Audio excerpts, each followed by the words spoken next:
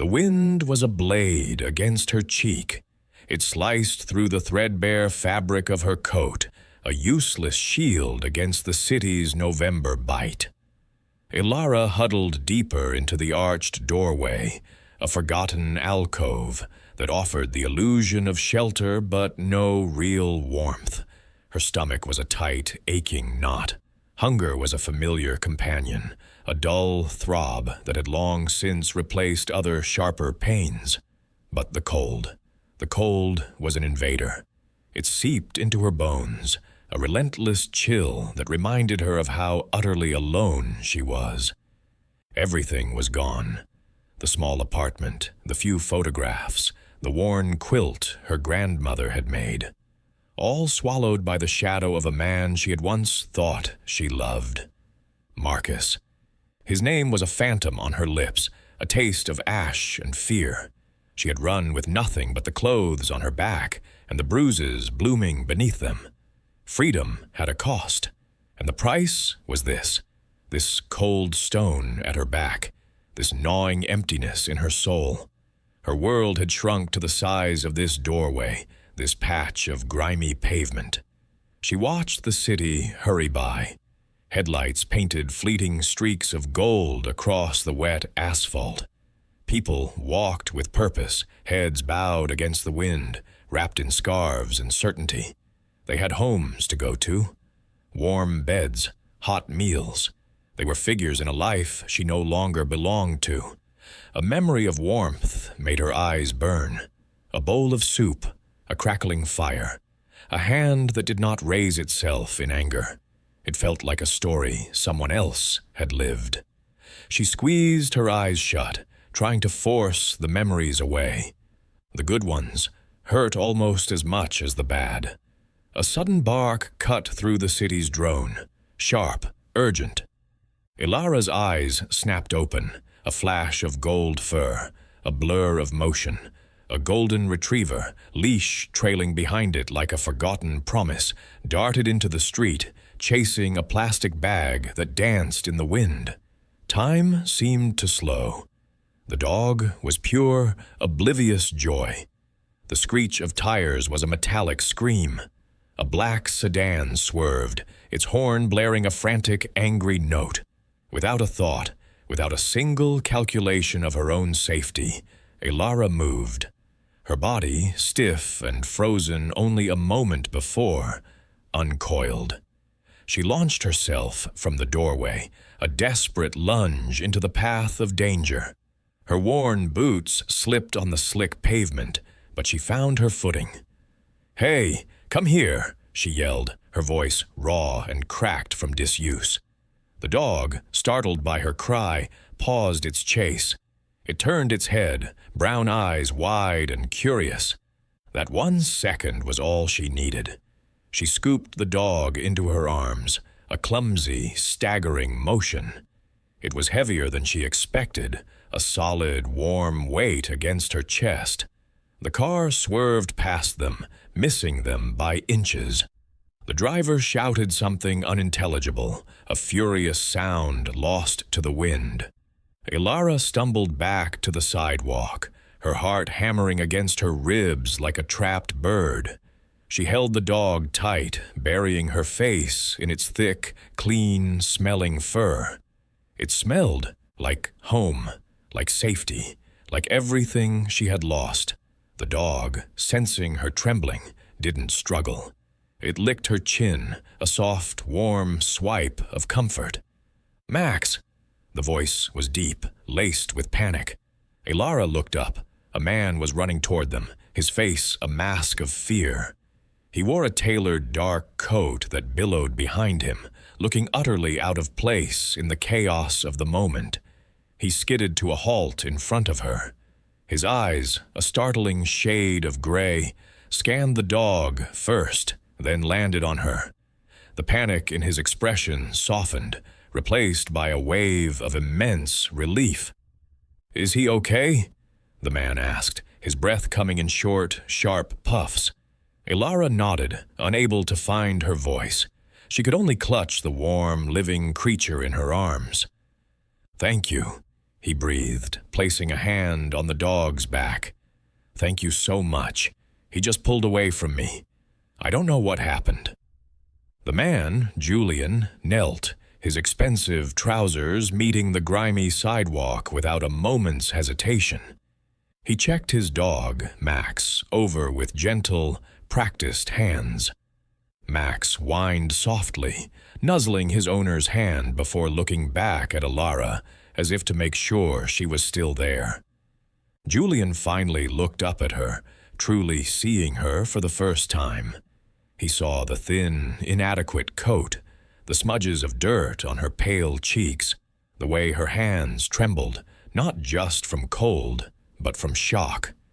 He saw the deep, hollowed-out look in her eyes, a look he recognized, the look of loss. He stood up slowly. The city noise, the wind, the distant sirens, it all faded into the background. "You saved him," Julian said, his voice quiet but intense. "You ran into the street for him." Elara just shook her head, a small, almost imperceptible motion. "He was going to get hit. And you could have been." Julian's gaze was unwavering. "Are you all right?" The simple question undid her. No one had asked her that in so long. No one had looked at her with anything other than annoyance or pity, or worse, indifference. A tear escaped, tracing a clean path through the grime on her cheek. She quickly wiped it away with the back of her hand. "I'm fine," she whispered, the lie thin and brittle. Julian knew it was a lie.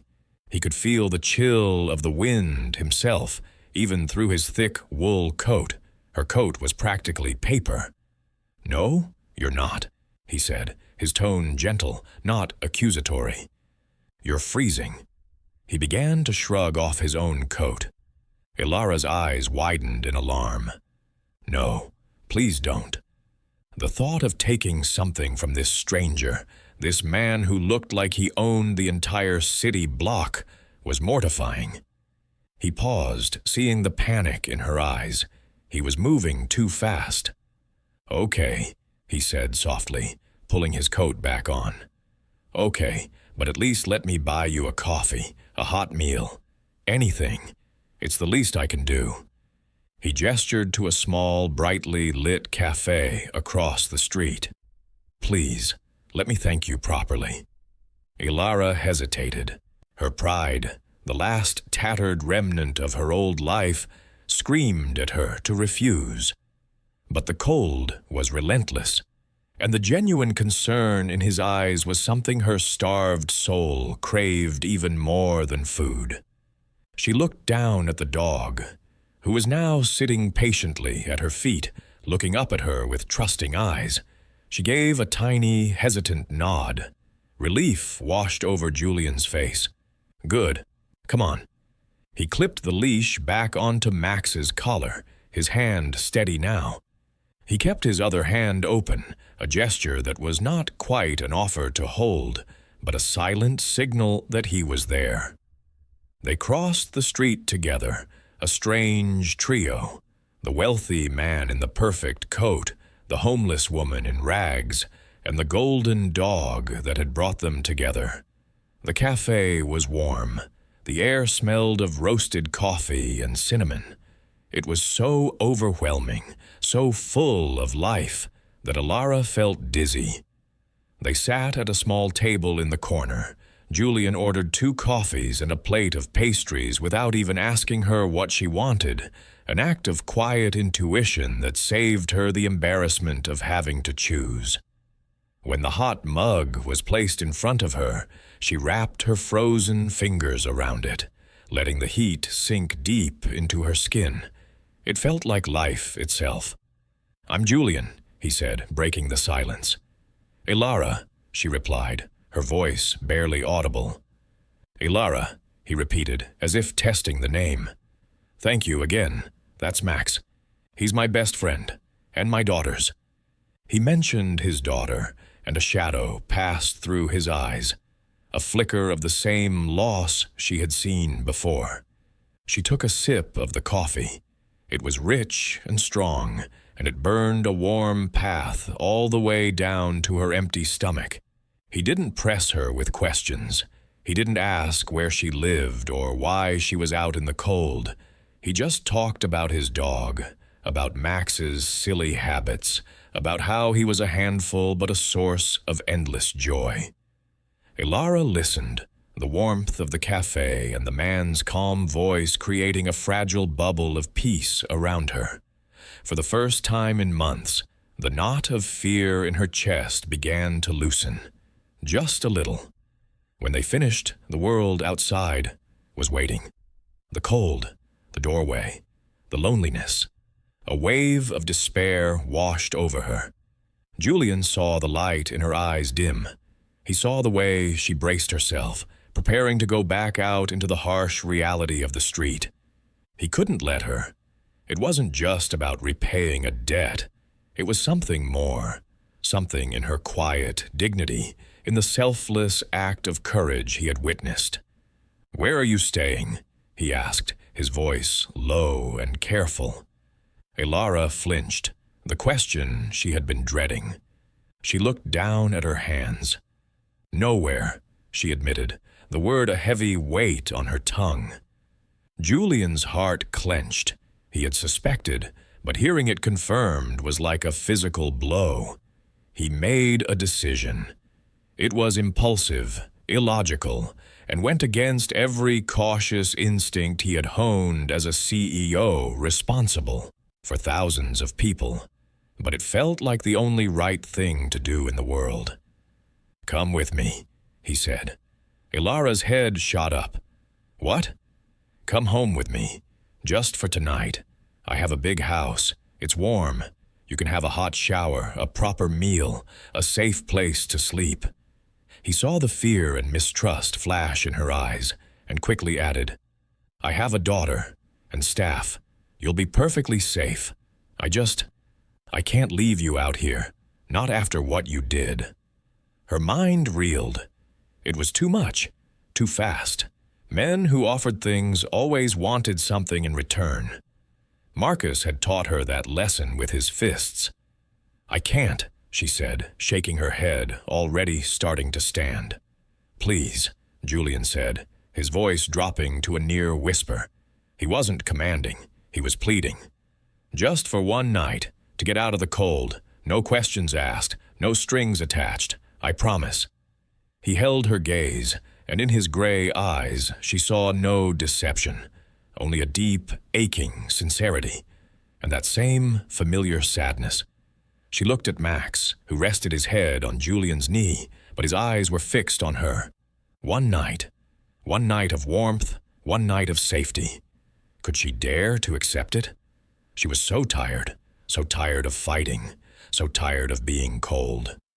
Slowly, almost imperceptibly, she sank back into her chair. She nodded. The car was as luxurious as his coat. The leather seats were soft, the interior silent and warm.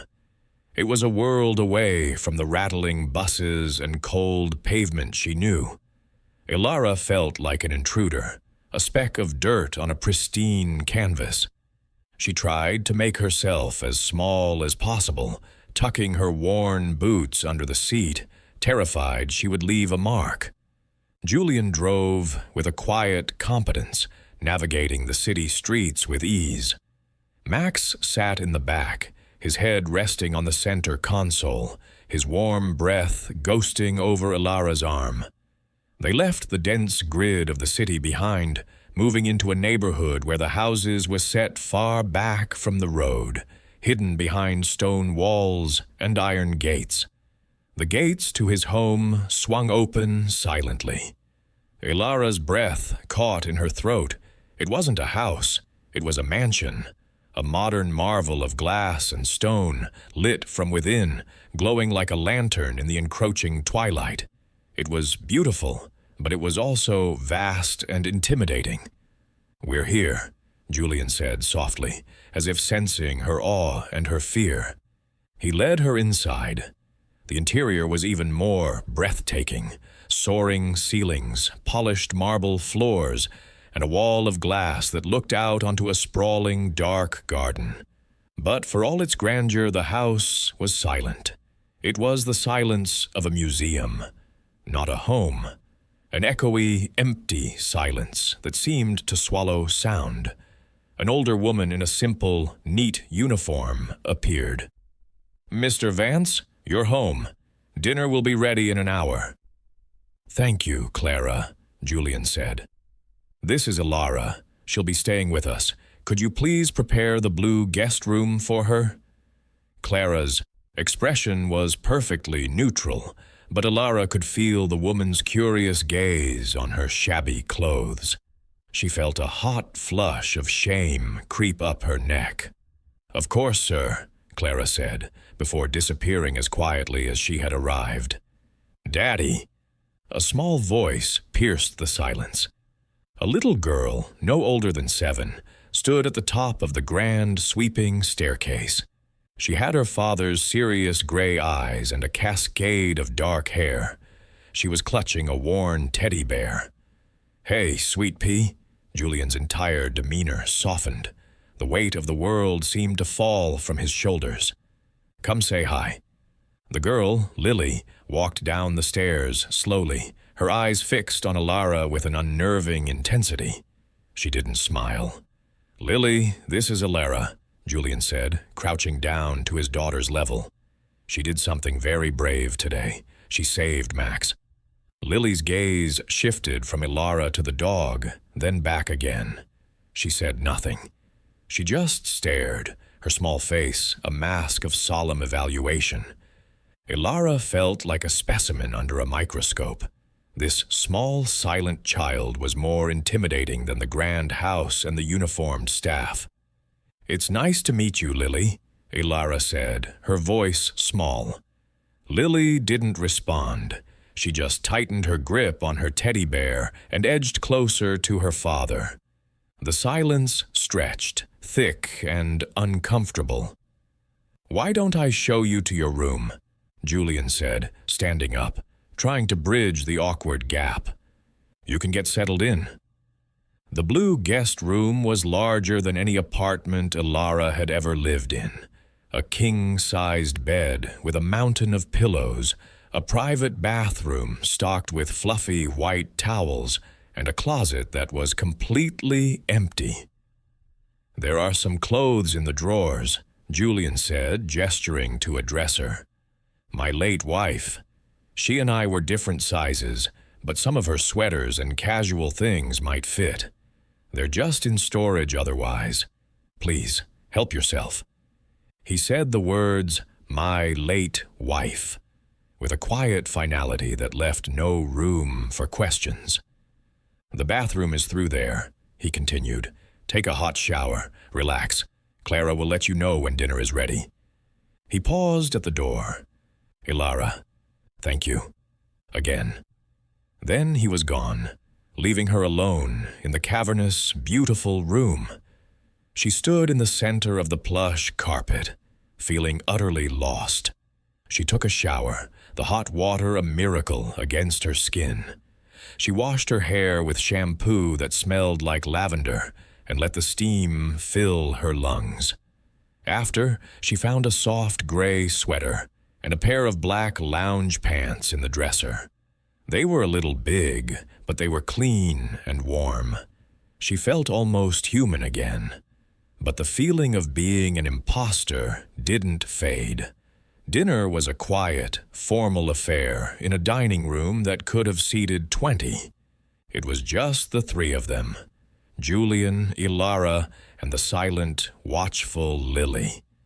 Elara was too nervous to eat much, pushing the delicious food around her plate. Lily ate her meal without a word, her eyes occasionally darting up to study Elara before quickly looking away. The days that followed fell into a strange, tentative rhythm. The one night Julian had offered stretched into 2, then 3, then a week.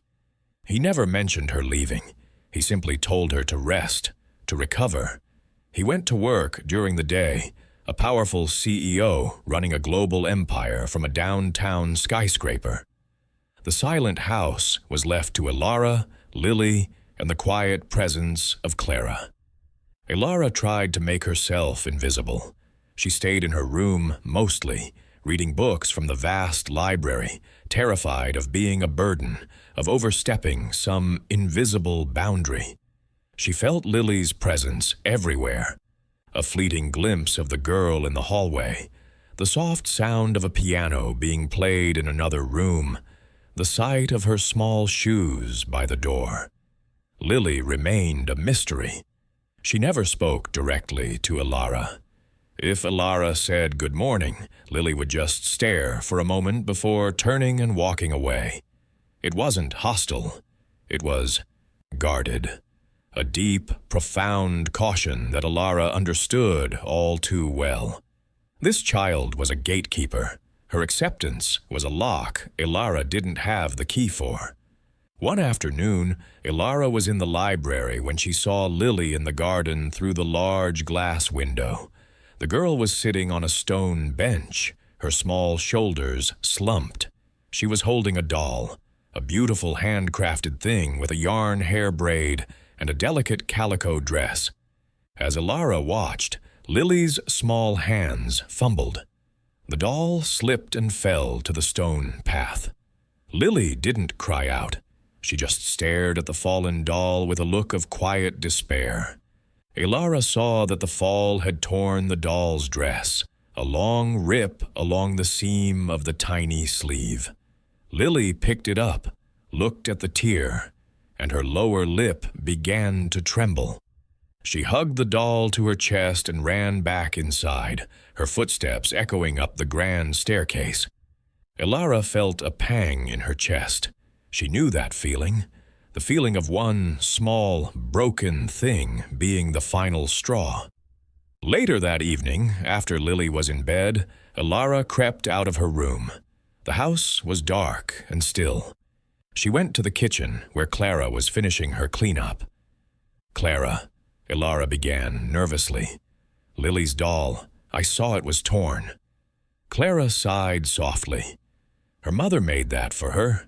It's the last thing she has that her mother's hands touched. She won't let me or Mr. Vance fix it. She gets very upset if we even try. "My grandmother taught me how to sew," Elara said quietly.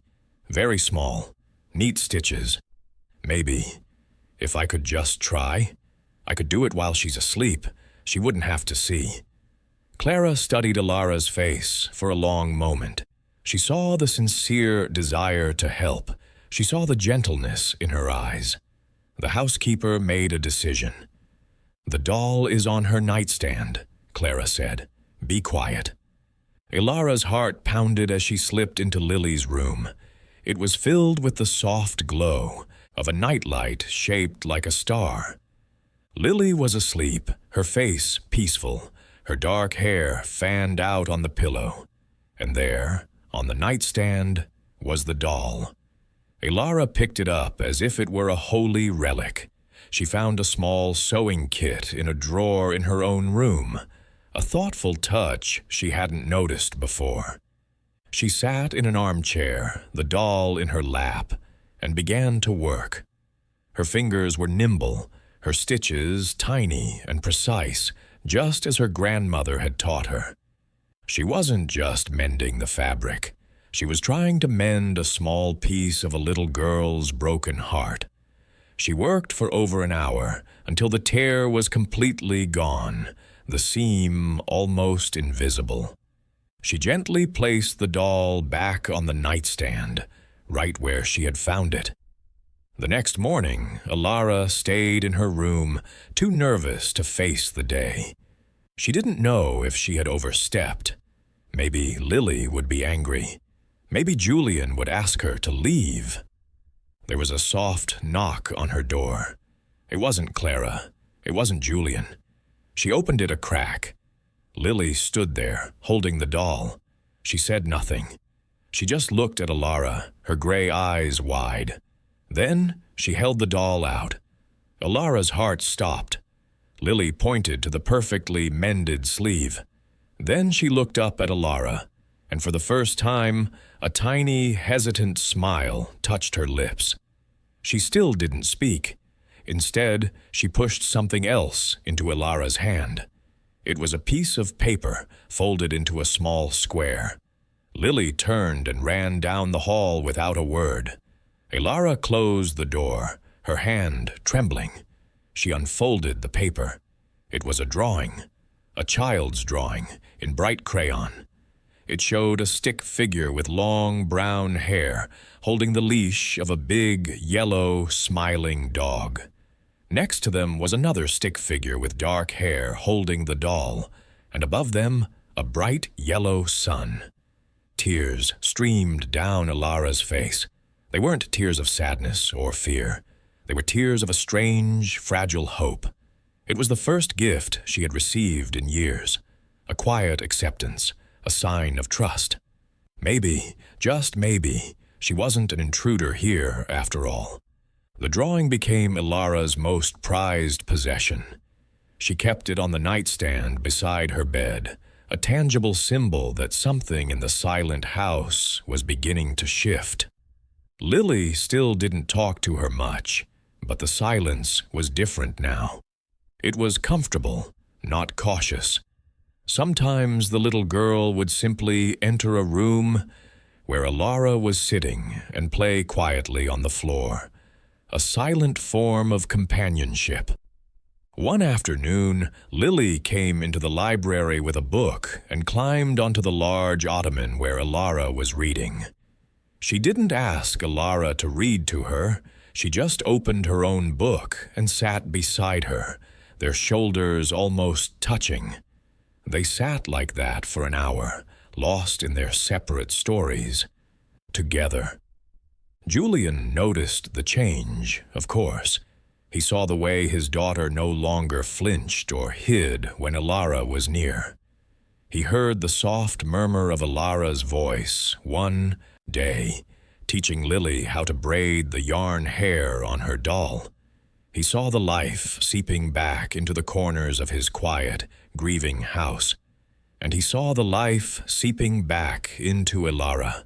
The haunted look in her eyes was slowly being replaced by a soft light. Color had returned to her cheeks.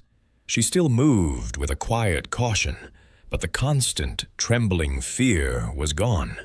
He found himself looking for her when he came home from work, his day not feeling complete until he saw her. He was falling for her. The realization was both terrifying and exhilarating. He hadn't felt this way since Amelia. He had built walls around his heart, convinced that his only role was to be a father and a provider. Love was a chapter he thought was closed forever. But Elara, with her quiet strength and gentle soul, had found a crack in those walls. One night, he came home late from a series of difficult meetings. The house was dark, the silence pressing in on him. He felt the familiar weight of loneliness settle on his shoulders. He walked towards the kitchen, hoping a glass of water would settle his restless mind. He found her there. Elara was standing by the massive glass wall that overlooked the garden, staring out into the darkness. She was wrapped in the same soft gray sweater she had worn that first night, a silhouette against the moonlit lawn. She didn't hear him approach. "Couldn't sleep?" he asked softly. She jumped, startled, and turned to face him. "Oh, Julian, I'm sorry, I didn't—" "Don't be sorry," he said, giving her a small, tired smile. "Me neither." He walked over to the counter and filled a kettle with water. "Tea?" She nodded. "Please." They stood in a comfortable silence as the water heated. It was the kind of quiet that had grown between them, no longer needing to be filled. He prepared 2 mugs of chamomile tea and handed one to her. Their fingers brushed, and a jolt of electricity, soft and surprising, passed between them. She pulled her hand back quickly, her cheeks flushing. They sat at the large kitchen island, the only light coming from the dim fixture above them, creating an intimate pool of warmth in the vast, dark room. "Long day?" she asked. "The longest," he admitted, rubbing his temples. "Board meetings, projections, the usual." He sighed. "Sometimes I feel like I'm just moving numbers around on a screen. It doesn't feel real." "It provides for a lot of people," Elara said quietly. "That's real." He looked at her, surprised by her simple, clear perspective. "I suppose it is." He took a sip of his tea. "What about you? What's keeping you awake?" Her smile faded. She looked down into her mug, her reflection rippling on the surface. "Just memories," she said vaguely. Julian waited. He didn't push. He just created a space for her to speak, if she wanted to. She took a deep, shaky breath. The story she had held locked inside for so long began to surface, drawn out by the safety of the late hour and the kindness in his eyes. "His name was Marcus," she began, her voice a near whisper. "We met in college. He was charming. Everyone loved him. I thought I was the luckiest girl in the world." She traced the rim of her mug with her finger. "The charm was a mask. It started slowly. A comment about my dress. A suggestion I shouldn't see my friends so much. He needed me," he said. "He isolated me, piece by piece, until he was my entire world." Julian listened, his expression hardening, his hands tightening around his own mug. Then the anger started. She continued, her voice trembling. "A thrown plate, a slammed door. He always apologized so profusely afterwards. He'd cry and tell me he couldn't live without me, that he was just so scared of losing me. And I believed him." "It wasn't your fault, Elara," Julian said, his voice firm but gentle. A tear slid down her cheek and dropped into her tea. "I know that now. But for a long time, I thought it was. I thought if I was just quieter, or prettier, or a better cook, if I just loved him enough, I could fix him." "You can't fix something that's broken on purpose," he said grimly. "The last night, he was angry about money. He lost his job. He blamed me. He backed me into a corner, and the look in his eyes, it wasn't him anymore. It was pure hate." Her voice broke. "I knew if I stayed, he would kill me. Maybe not that night, but someday. So when he finally passed out, I ran. I didn't take my purse, my phone, anything. I just ran out the door and didn't look back. I've been on the streets ever since." She finally looked up at him, her eyes swimming with unshed tears. "I'm so sorry to bring all this ugliness into your beautiful home." Julian reached across the island and covered her hand with his. His touch was warm and steady. "You have brought nothing but light into this house, Elara," he said, his voice thick with emotion. "The only thing you should be sorry for is what you had to endure." He didn't let go of her hand. "My turn," he said softly. He told her about Amelia, his college sweetheart, the vibrant, laughing artist who had filled his life with color and chaos. He talked about their plans, their dreams. "It was so fast," he said, his gaze distant, lost in a painful memory. "A headache, then dizziness. The doctors found it. A tumor, aggressive. They gave her 6 months. We got 3. His voice cracked. "The day she died, it was like the sun went out. This house, we built it together. Every window, every room was supposed to be filled with laughter, with life. After she was gone, it was just empty, silent." "And Lily," he continued, his voice dropping. "She stopped talking for almost a year. She just retreated into herself. I didn't know how to reach her. I was grieving, and she was grieving, and we were like Two ships passing in the night in our own home.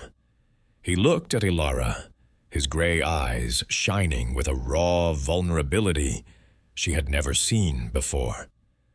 "You reached her," he said, "the day she showed me the mended doll, and then the drawing you have in your room. It was the first time I saw a spark of the old Lily since Amelia died. You came here broken," he said, his thumb gently stroking the back of her hand. "And you started to heal my daughter. You started to heal this house. You started to heal me." In that moment, under the dim kitchen light, they were no longer a billionaire and a homeless woman. They were just Julian and Elara, two survivors, two wounded souls who had found an unexpected sanctuary in each other. She didn't pull her hand away. She turned her palm up and laced her fingers with his.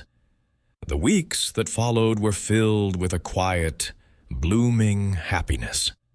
The house was no longer silent. It was filled with the sound of Lily's laughter as she and Elara baked cookies in the kitchen, covering themselves in flour. It echoed with the stories Elara read aloud in the evenings, with Max snoring at their feet. Julian started coming home from work earlier.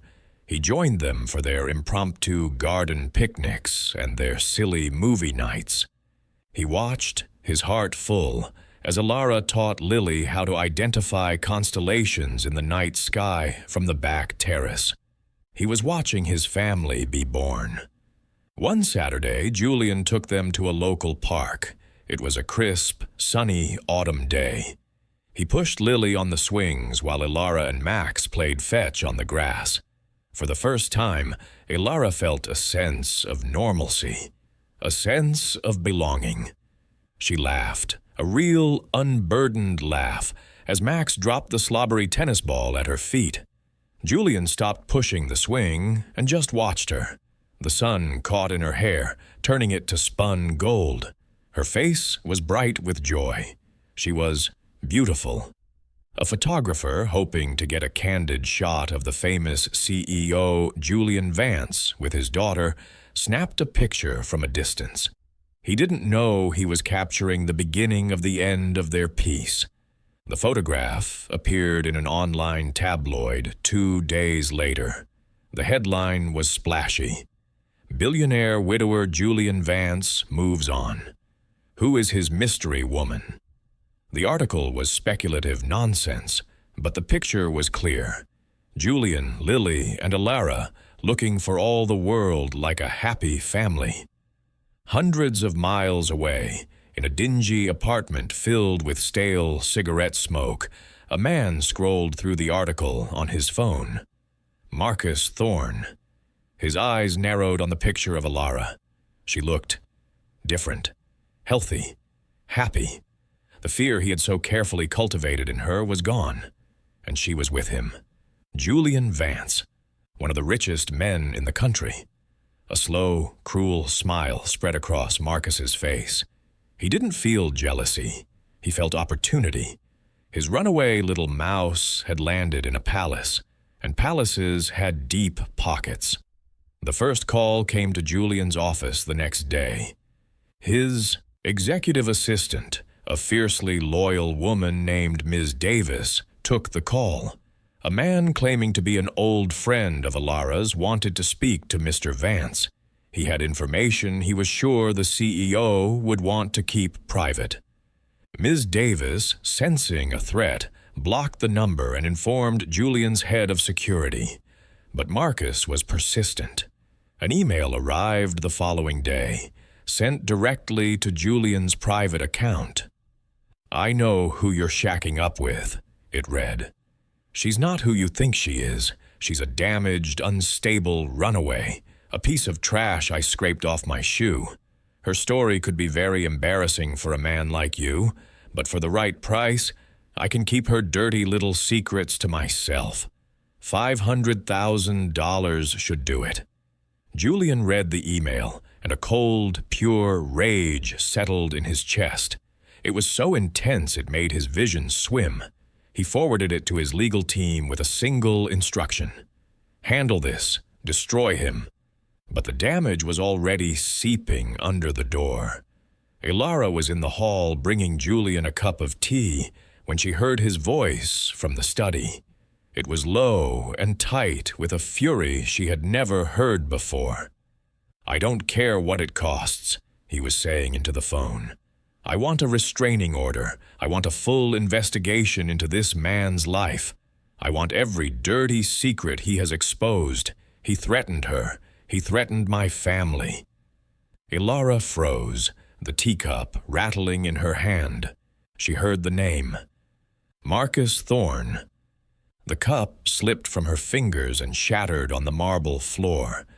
The sound was like a gunshot in the quiet house. Julian was out of the study in an instant. He saw her standing there, pale as a ghost, staring at the broken porcelain. "Elara," he said, his voice instantly softening.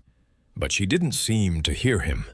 She was trembling, her arms wrapped around herself as if to hold her body together. He found her. The monster from her past had found her. All the progress she had made, all the fragile peace she had built, shattered along with the teacup. The fear was back, a cold, suffocating blanket. She wasn't just Elara anymore. She was his victim again. "He's going to ruin you," she whispered, her eyes wide with terror. "He'll tell everyone. He'll lie. He'll make me sound like what he always said I was." "I don't care what he says," Julian said fiercely, stepping toward her. She scrambled backward, away from his touch. "You don't understand. He's poison, and I brought him to your door. I've put you in danger. I've put Lily in danger." The thought of her past tainting this innocent child was more than she could bear. The decision was instant, a primal, protective instinct. She had to leave. She had to disappear, to cut herself out of their lives like a cancer before she destroyed them completely. That night, she didn't sleep. She waited until the house was deep in the silence of the early morning hours. She packed nothing. The clothes she wore were his. The hope in her heart was his. She had no right to take any of it with her. She found a piece of paper and a pen. "Dear Julian," she wrote, her hand shaking so badly the letters were almost illegible.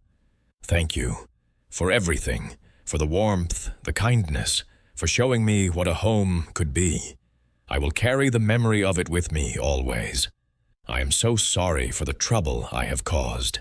The only way to protect you and Lily is to leave. Please, do not look for me. Forget me. Be happy. You deserve it. Love, Elara." She folded the note and left it on the kitchen island, where they had shared their stories. She slipped on the old, worn boots she had arrived in, which Clara had quietly cleaned and kept for her. They felt like a costume from another life. She crept to the front door, her heart a leaden weight in her chest. Every step was an agony, a betrayal of the happiness she had found. Her hand was on the doorknob when the light flicked on. "Going somewhere?" Julian stood at the bottom of the staircase. He wasn't angry. He looked exhausted, heartbroken. He had known she would try this. He had been waiting. "Julian, please," she begged, her voice breaking. "You have to let me go. It's for the best." "The best for who?" he asked, walking slowly toward her. "Not for me, not for Lily, and not for you." "I'm protecting you," she cried, tears streaming down her face. "No," he said, his voice firm as he reached her. He gently took her hands, prying them away from the doorknob. "You're running, and I'm not going to let you." He held her hands tight. "His mistake was thinking you were still his victim. His other mistake was thinking I was a man who would back down from a fight." He looked her directly in the eyes. "This is your home, Elara. Lily is your family. I am your family, and we do not abandon family." He pulled her into his arms, and she finally broke, sobbing into his chest, letting go of all the fear and all the pain. He just held her, stroking her hair.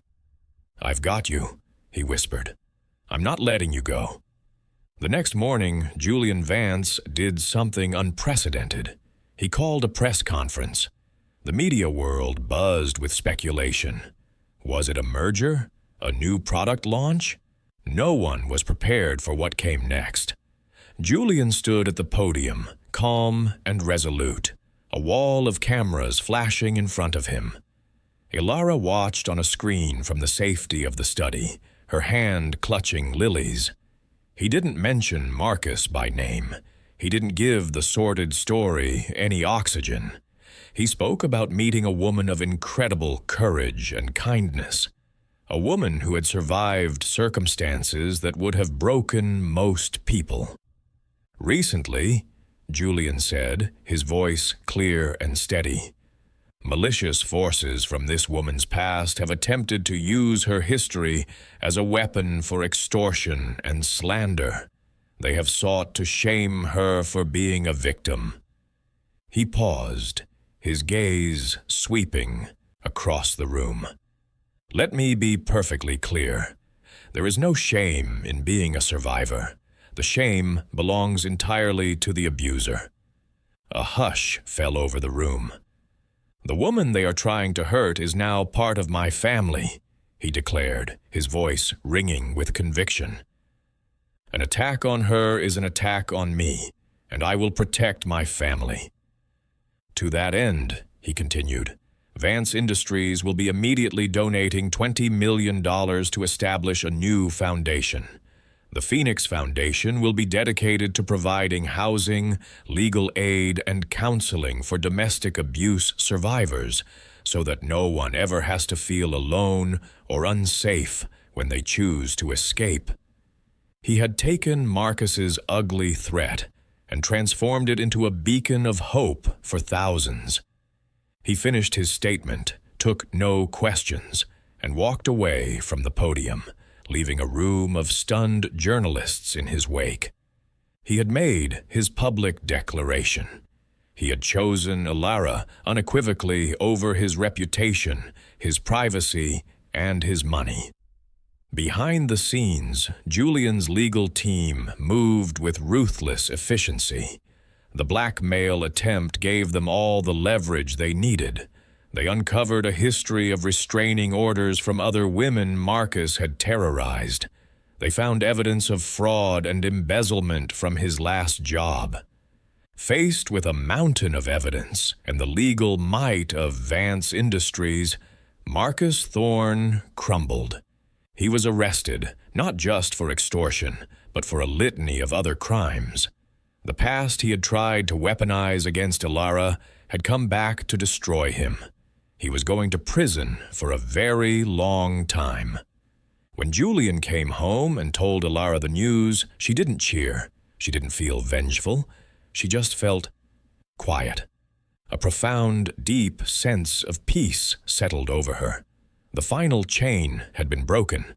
The ghost that had haunted her for so long was finally gone. She was truly free. Life in the house returned to its gentle rhythm, but something had fundamentally changed. The bond between them, forged in shared wounds and tested by fire, was now unbreakable. Elara was no longer a guest. She was the heart of the home. She blossomed. She started sketching again, an old passion she had abandoned. She filled the garden with new flowers, working alongside Lily, their hands in the rich soil. The sound of Lily's real, unrestrained laughter became a common music in the house. One warm evening, as the sun was setting, Julian found Elara and Lily in the garden. They were lying on a blanket, looking up at the sky, which was painted in hues of pink and orange. Lily was chattering away, pointing out shapes in the clouds.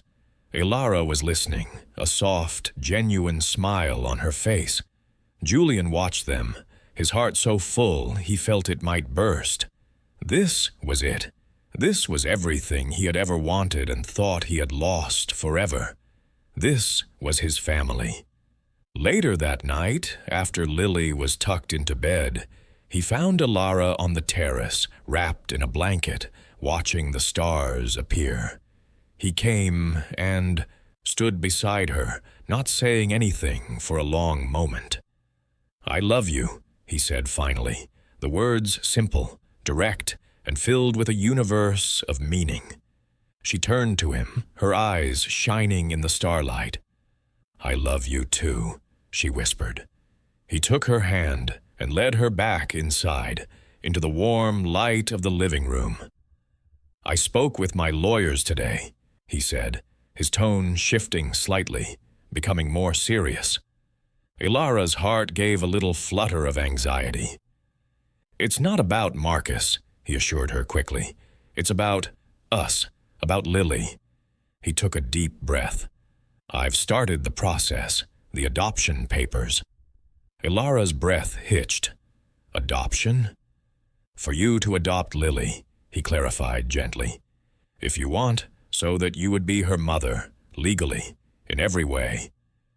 Tears welled in Elara's eyes. The idea that she, who had nothing, could be given the gift of being a mother. It was too much to comprehend.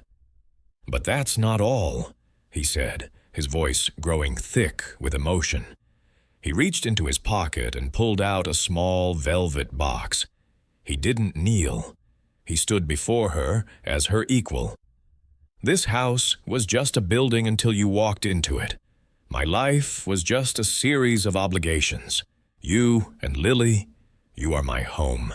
You are my heart." He opened the box. Inside was a simple, elegant ring with a single, clear diamond that shone like a captured star. "I'm not asking you to be a replacement for anyone," he said, his voice trembling slightly. "I'm asking you to be my partner, my wife, the co-founder of this new, beautiful life we're building." He looked at her, his soul bare in his eyes. "Elara, will you marry me? Will you make our family official?" Before she could even answer, a small figure hurtled into the room. It was Lily, her face alight with excitement. She had clearly been listening from the top of the stairs. "Say yes, Elara," she squealed, grabbing Elara's hand. "Say yes so you can be my mommy forever." Elara looked from Lily's hopeful, shining face to Julian's loving, patient one. Tears of pure joy streamed down her cheeks. She laughed, a sound full of light and relief. "Yes," she said, her voice clear and strong. "Yes, 1,000 times, yes." The wedding was not a grand affair. There were no reporters, no society guests, no lavish displays of wealth. It took place 3 months later, in the garden they had all planted together. The autumn flowers were in full bloom, a riot of deep reds, bright yellows, and rich purples. Julian stood under a simple archway woven with ivy, with Max sitting faithfully by his side, a silk bow tied around his collar. Lily was the flower girl, the maid of honor, and the chief ring-bearer. She wore a pale blue dress and a crown of baby's breath in her hair. She walked down the grassy aisle with a solemn importance, clutching a small satin pillow with 2 rings tied to it. And then came Elara. She wasn't wearing a designer gown. She wore a simple, cream-colored dress that flowed around her as she walked.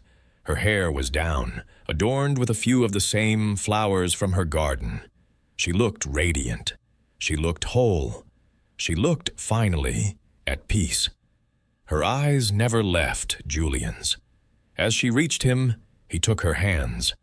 The small gathering of close friends, and Clara watched, their faces soft with emotion.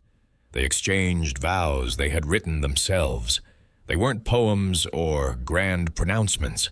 They were simple promises. Julian promised to always be her safe harbor, to cherish her strength, and to honor the light she had brought back into his life. Elara promised to be his partner in all things, to fill their home with laughter, and to love him and Lily with every piece of her mended heart. When the officiant pronounced them husband and wife, Lily let out a whoop of joy and threw her arms around both their legs. Julian leaned down and kissed his bride, a long, sweet kiss filled with the promise of 1,000 quiet, happy tomorrows. Later, as the sun began to set, the three of them sat on a bench overlooking the garden. Lily was nestled between them, her head resting on Elara's shoulder, her hand holding tightly to Julian's. Max lay at their feet, his tail thumping a contented rhythm against the grass. Lily held up a piece of paper. It was a new drawing. This one had 4 figures. A tall man, a woman with long brown hair in a white dress, and a little girl in blue standing between them. And of course, a big yellow dog. They were all holding hands under a giant, smiling sun. "It's our family," Lily announced proudly. Elara's eyes filled with tears as she hugged the little girl. "Yes, it is, my love. It's our family." Inside the house, on a wall in the main living area, 2 pictures now hung side by side. One was a beautiful professional photograph of Julian, Elara, and Lily, taken on their wedding day. The other was a small, simple crayon drawing of a stick figure woman and a dog, carefully preserved in an elegant silver frame. A reminder of the day a selfless act of kindness in the cold had led them all home. Julian wrapped his arm around his wife, pulling her close. He looked at the 2 pictures, at the family he never thought he'd have. Again, he had invited her in for a cup of coffee. He had wanted to thank her for saving his dog, but in the end, she was the one who had saved them all. She had mended more than just a doll's dress. She had mended a broken home. She had mended a broken heart. And in the quiet, steady love of this man and his daughter, all of her own broken pieces had finally found their place, building something stronger and more beautiful than she had ever dared to imagine. They were a testament to the quiet truth that sometimes the family you choose is the one that was waiting for you all along.